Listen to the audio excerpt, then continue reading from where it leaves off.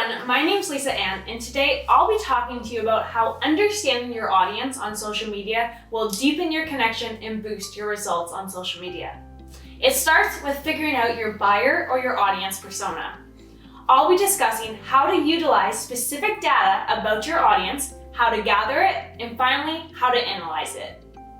Make sure you watch the whole video because I'll be sharing a valuable free resource for Instagram marketing at some point within this video.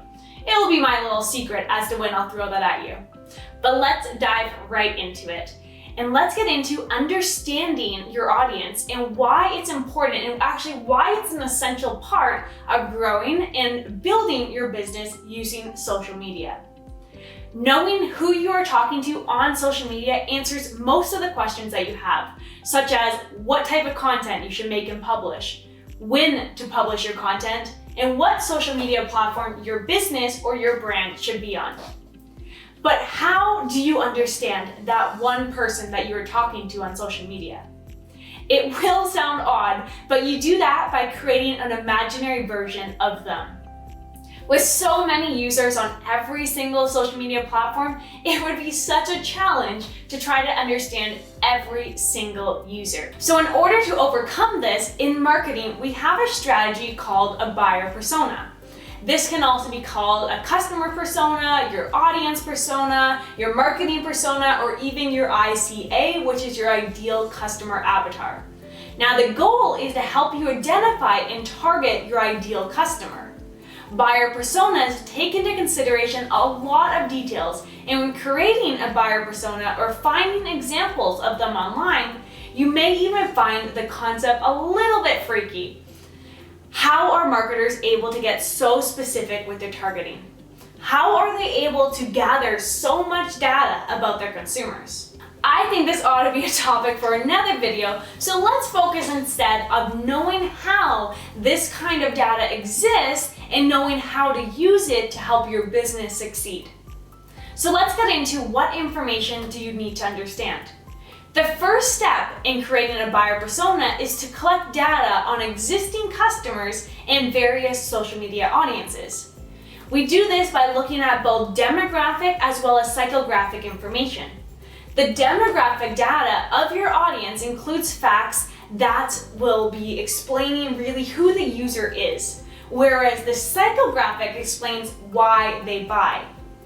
Everything we discuss essentially has to do with the demographic and the psychographics, so creating a buyer persona is a lot less intimidating knowing just that. Well, at least the first portion of this strategy. The demographics isn't something you haven't seen or heard before. The idea of a buyer persona is to compare your findings of both the demographic and the psychographics and kind of figure out the mean average based on all of the data that you collect. Demographic is the study of generalized factors such as your age, the sex, the race, the income level, the employment, the location, home ownership, and the level of education. And although there are a few under this category, I'm going to discuss 3 data points in understanding the demographics of your audience, and I'll also be providing you with a few benefits of knowing these stats. So let's start off with our age. Knowing how old your audience is might sound like it's irrelevant and won't contribute much to the success of your social media strategy, but it is actually so important because to an extent, it can define how you actually should be reaching that user. So for example, if your business is selling products to older citizens, the social media platform you should target should have a great number of users within that age range. So you probably shouldn't use TikTok because the fact of the matter, most of those users are in the younger generations. In addition, your messages and your content should be relevant. In the same example, you should use models that have the same age to advertise your products to increase the chance that your audience will find your content relatable. Now another one is your gender. Let's be clear here. The purpose of knowing the gender for your audience is not to create a bias between the two sexes. Instead, use this information to understand the reality of who makes the most purchases for your business or your brand, and make sure that that reality reflects your marketing strategy.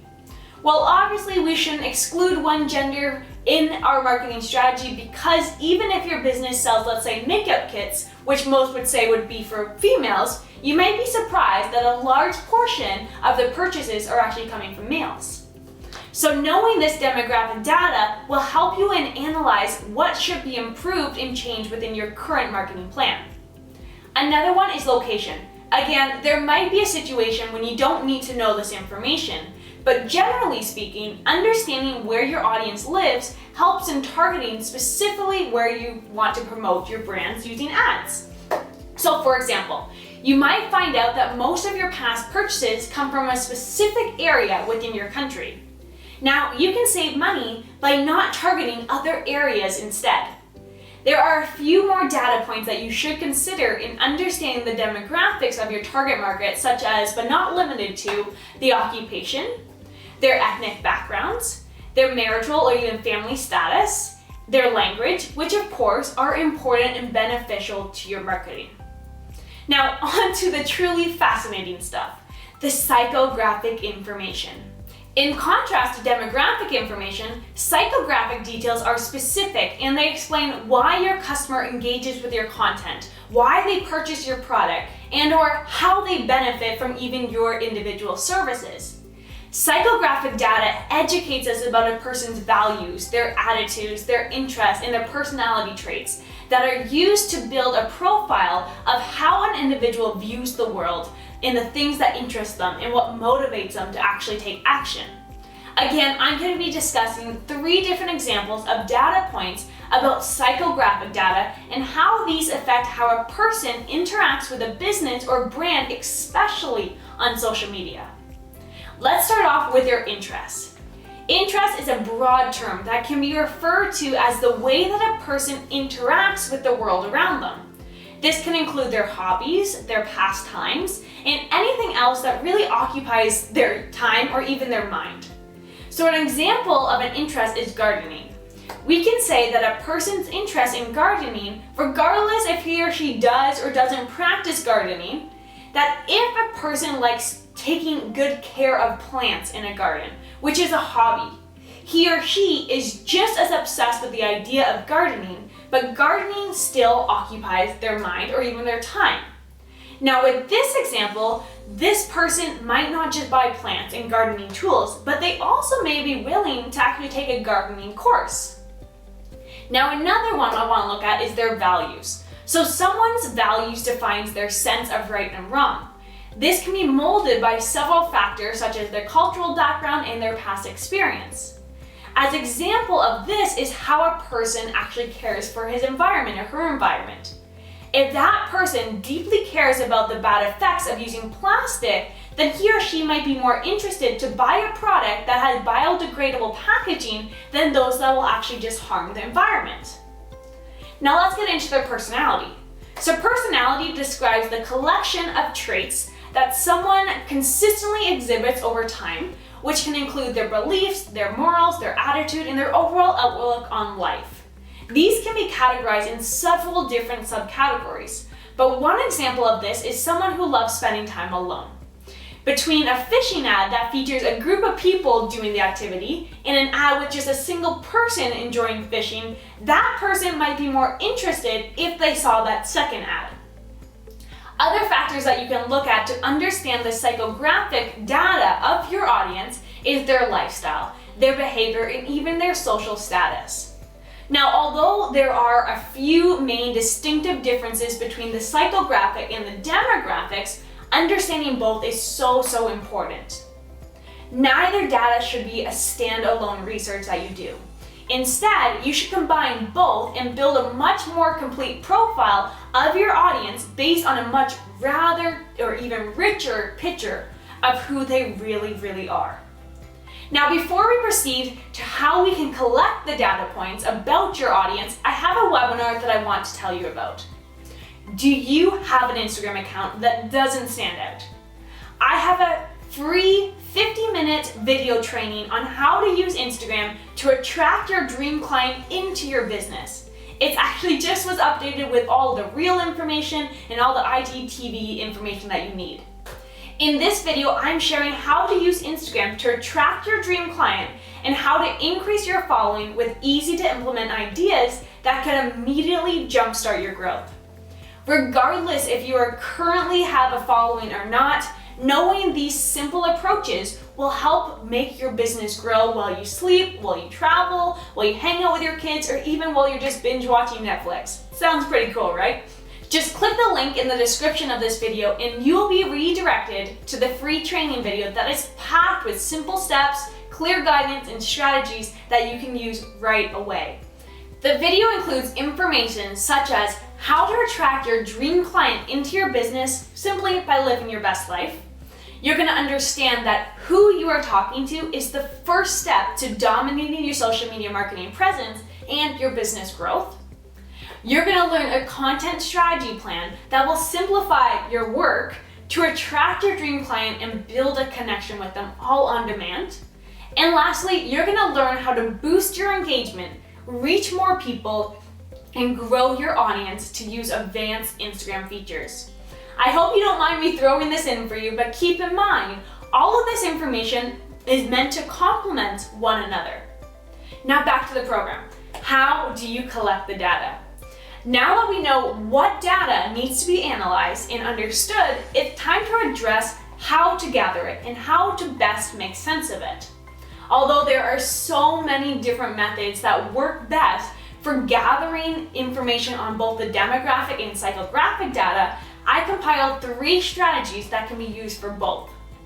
Let's first off begin with channel stalking.